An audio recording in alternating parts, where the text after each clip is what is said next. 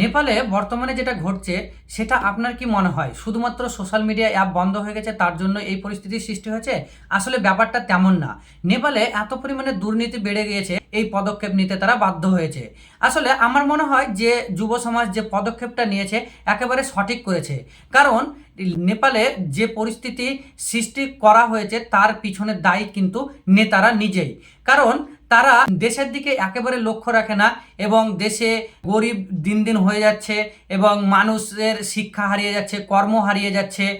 এগুলো নেতারা কোনো লক্ষ্যই করে না। শুধু তাদের একটাই লক্ষ্য যে তাদের কিভাবে পেট ভরবে, তাদের কিভাবে সংসার চলবে, তাদের কিভাবে ছেলে মেয়ে রিল্যাক্স করে ঘুরে বেড়াবে এবং তারা সুইচ ব্যাংকে টাকা রাখবে, এই সব করছিল তারা। তার জন্যই কিন্তু যুব সমাজ এইভাবে অ্যাকশন নিয়েছে। তবে আমারও ভয় লাগে যে বাংলাদেশে ঘটে গেল, শ্রীলঙ্কাতে ঘটে গেল, কবে না আমাদের ভারতবর্ষেও এরকম হয়ে যায়। তো যাই হোক, সবাই বোঝার চেষ্টা করবেন যে নেপালে কেন ঘটনাটা ঘটেছে। আসলে সোশ্যাল মিডিয়া অ্যাপ বন্ধ হয়ে গেছে তার জন্য কিন্তু ঘটনাটা ঘটেনি। মূল কারণ হচ্ছে নেপালে প্রচুর পরিমাণে দুর্নীতি বেড়ে গেছে।